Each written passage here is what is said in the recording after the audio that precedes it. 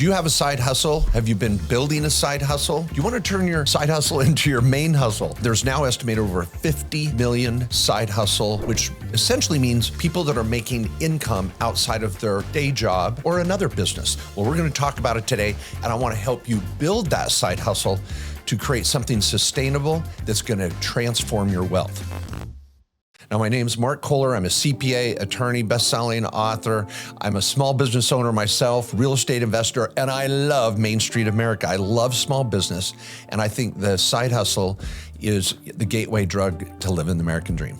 And so I want to give you 7 ways that is going to seriously impact your side hustle in a magnificent way. I've done my 10,000 consultations with small business owners over the last 25 years, and the impact I've seen these principles have in their lives has been exponential. This is also going to be simulcasted on the podcast, the Main Street Business Podcast, on your favorite podcast platform. Check out my weekly Main Street Business Podcast.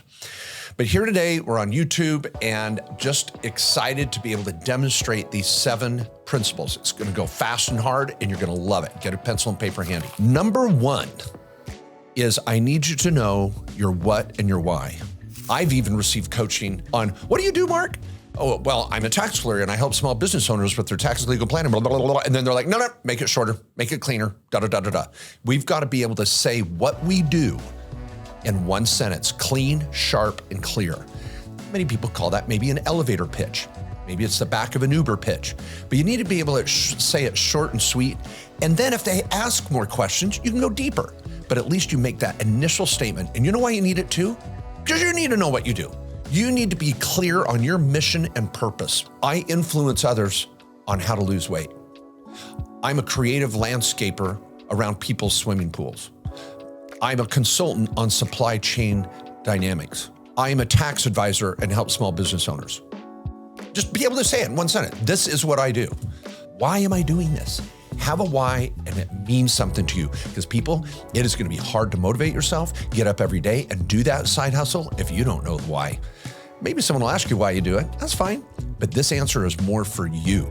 I'm getting out of debt, and then I'm going to build wealth. I'm building my retirement exclusively. Every dollar I make in this side hustle goes towards my future. I'm paying some extra bills right now, so in the long run, I can build a better future. I'm building the college savings plans for my kids I've always dreamed I wanted to do. That what and why come first. Number 2, treat it like a business. A side hustle is a business. So many people are like, I got the side hustle. You've got a business. It's, like I said, it's the gateway drug to American dream. Oh, I drive some Uber. Oh, I do some DoorDash. Oh yeah, I do a little consulting. I get a check once in a while. People, it's a business. Treat it like one. And the beauty of it is we may be able to create that income tax-free by taking deductions against it that you may not be aware of because you've been in maybe the W-2 corporate world. When you've got a side hustle, we're going to be writing off things like auto, dining, electronics, cell phones, home office, travel, so many different things that normally a W-2 wage earner can't write off against their day job. So when you have this side hustle, realize that you've cracked open this whole other world of being able to build tax-free wealth. You know, we've set up solo 401ks for Uber drivers, and all of their Uber money goes into a 401k. The power of treating this like a business and unlocking all of the business tax strategies and wealth building strategies is almost indescribable. I could spend a whole hour on that. But when you have that side hustle, you've got to realize I can take it to the next level, or I can eke out of it different strategies that will work because it's now a business, not just this side thing. Next, once you've got your what, your why, and you're in this business mindset, I want you to set some smart goals. You know your what and your why, but where in the hell are you going? Set some smart goals. Now, if you haven't heard that acronym before, S for specific. Be very specific on the financial goal, the impact goal, the number of followers, the number of whatever. It's got to be measurable, M for measurable, and it needs to be achievable. So when you set this specific goal of a dollar amount and say the next 6 months, I'm going to make 20 grand. Okay, is that achievable? Sure. You may say, well, 200 grand. Okay, well, slow down, Tiger. Let's say, I don't know, maybe it is 200 grand, but set something that is achievable. It's achievable and realistic. You're being real with yourself too. And why I like the realistic conversation is because you've got to put it in context of your day job, of your family, of your hobbies. It may be achievable, but is it realistic that you're going to be able to balance all of this? If it burns you out, it's not realistic. And finally, it's timely. And what I mean by timely is, again, stepping back going, what's the big picture of my life? Where am I at in my trajectory? I've got young kids. I just got married. I'm retired. I'm old. I have bad health. You're looking at your overall trajectory for your life. Think of the SMART acronym and just write each one of those down and tape it on the mirror in your bathroom. Okay, now we're going to treat it like a business, right? We got our goals. We know our what. We know our why. Now it's time for some structure. We've got to have the foundational structure. And I want to give you 4 things to do here. 4 things, super easy. You're going to have an LLC, a limited liability company. Now, a LLC does not save taxes, but it sets the foundation to where you can convert it to an S corporation when the time's right and save taxes. The LLC legitimizes you. You're going to get a tax ID number. You're going to have a name. The LLC is that first step of legitimizing your small business. Do it right. Don't think it's one sheet of paper at the state for $50. You're going to have to invest a little bit. Our law firm's been setting up LLCs for 22 years. A real lawyer walks through all the questions you don't even know to ask. So do it right. Don't try to cut corners and click a button on a website and think you're done. Number 2 is you're going to open a bank account. Get that bank account set up. The bank account is an important foundation.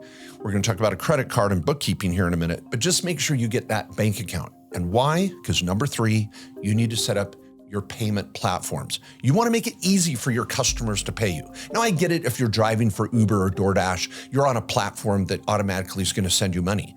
But where?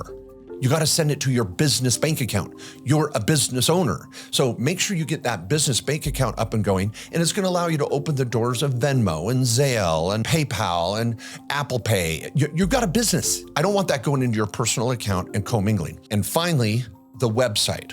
We're not talking marketing yet. We're going to come to that in a moment too. You need a URL, some place that your customer, your client can go to see what you're doing and why. And I know again, I keep using the Uber example because you're like, well, it's Uber, it's a side hustle. I don't need a website. But what's the long-term plan? What's the SMART goal?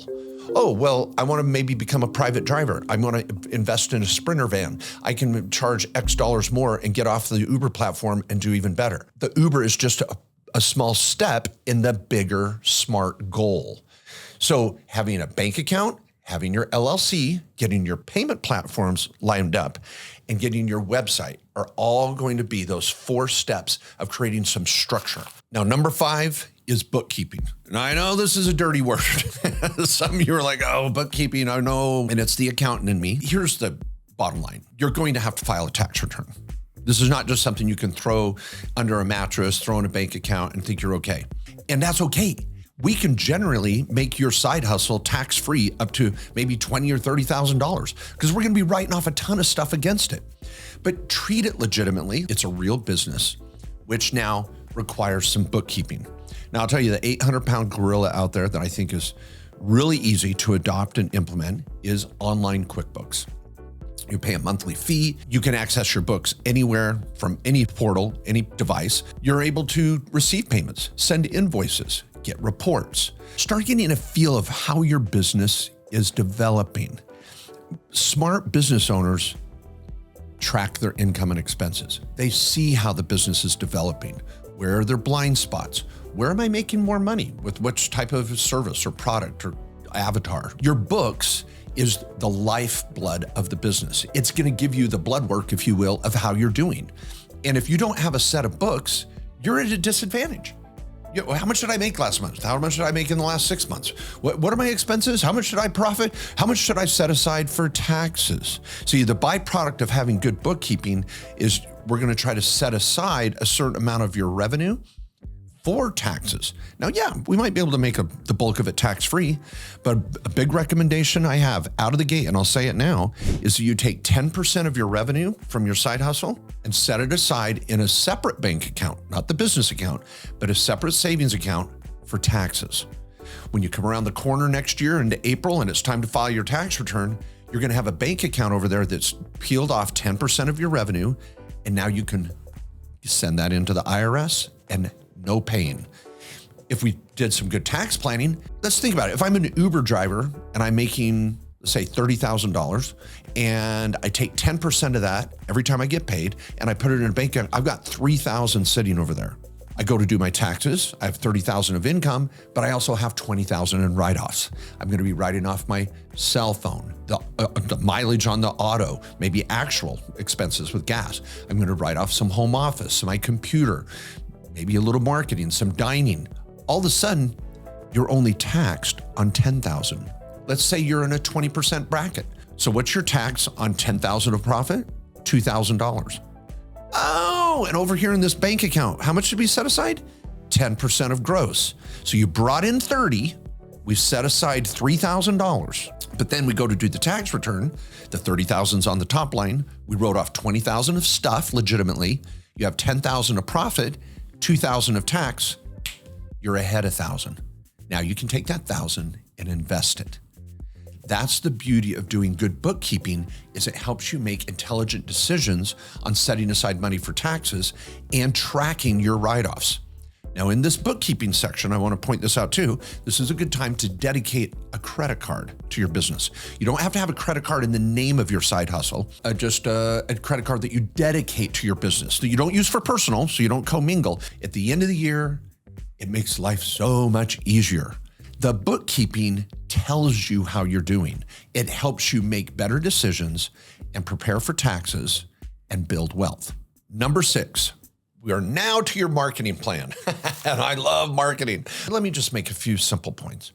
Don't pay someone to go create a marketing plan for you. Don't pay someone to go do your social media posting. Own it first. Be engaged in it. Be involved in it. Learn the mindset of who you're trying to sell to. What's your why? Who's your perfect customer? You should be able to say in one sentence, my perfect customer is X. Where do your customers typically hang out? What are the social media platforms they like? Are you going to go to conferences instead? Are you going to go to monthly meetups in the local area? Are you going to go to conventions, events? Are you going to be on a podcast versus a YouTube channel? Where do your avatars hang out?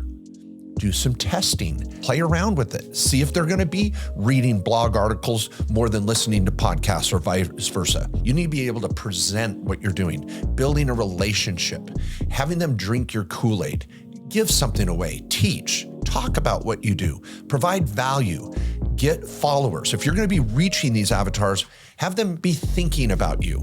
How are you interacting with them? It could be a newsletter, a regular broadcast or podcast or live, a tweet. What is it that you're giving them so that they will someday be okay with you asking for something? If you're giving and giving and giving and building a relationship, making deposits with them, once in a while you can make a withdrawal. You now can convert them. You can give them a call to action and say, I would really like you to buy this product or buy this service. Once they spend money with you, now they've gone to a whole new level. Not only did you reach them and they're following you, now they've invested in you. So now that customer, you may have bought that customer for another year or two where you can continue to build a relationship. So you want to be able to reach this avatar, be able to build with this avatar a relationship, and then third, be able to convert them with a call to action. So as you're going back to your SMART goals, one of those goals might be, I want to have X number of followers. I want to be in front of X number of people at regular events. That marketing plan needs to equate to some goals for financial purposes. Now, number 7, I bet you I could do a survey right now and no one would guess what number 7 is. Number 7, in your effort to build your side hustle and take it to the next level, is to have a board of advisors. This is your think tank. These are the people you're going to share all of this with. It is scary because you're going to take these SMART goals and your what and your why and your little brand book for your LLC and your website and your colors and your logos, and you're going to go to dinner or you're going to invite them over for a legitimate meeting at a table where it's not watching football and you're talking during halftime. You're going to have a legitimate board meeting and you're going to say, hey, check out what my plans are. And once you say it out loud to someone else, it takes on its own life. It becomes real. This is such a powerful tool because they're not there just to hold you accountable. They're there to give you support, emotional support, advice, direction, feedback. Every time we set up an LLC for clients, we say, who's your close friends and family that you might travel with? Because it's going to be a tax deduction to travel with them, by the way, and have these board meetings and write off the dining. Mom or dad, husband or wife, brother, sister, adult children, maybe even teenagers. You get those people around you and you start talking about it. The relationship evolves too. It gets to be pretty cool. All of a sudden your kids are like, whoa, you've got dreams? Oh, we're talking about, what is this, financial literacy? What's that mean? You're trying to make more money? Why? You're trying to get out of debt? Maybe I should too. And you start having deeper, more meaningful conversations with family members and friends. And what was the catalyst? A little side hustle. People, the side hustle will change your life for the better. It's going to help you live your American dream, make more income, build more retirement, do something you're passionate about. Do it. Go. Do you have to get licensed? What do you have to do? Where do you go? Can we get a website going? Where are you going to take people? What's your pitch? How much? What's your product? Just go through these 7 steps. Have a side hustle that is front and center in your life. It's a badge of honor. I'm taking ownership of my own future. I don't care what's happening in politics or interest rates or finance. I know what's going on in my economy, and my economy is going in the right direction. I'm making more money, I'm cutting costs, I'm getting out of debt, and I'm passionate about something. Let me tell you my what, and let me tell you my why. That, my friends, is a side hustle. I'm always teaching or presenting something to help you build your wealth. Oh my gosh, I've got a 3-day workshop in December in Phoenix. Please come. If you just fell upon this video, please give it a like, give it a subscribe. I am here for the rest of my life doing my what, and that is helping Main Street America live their dream. And why? Because I just love people, and I love building something and seeing people live that experience. You can do this. That side hustle is the coolest thing in your life. Own it. Take it to the next level, and I'll be right alongside you with your journey.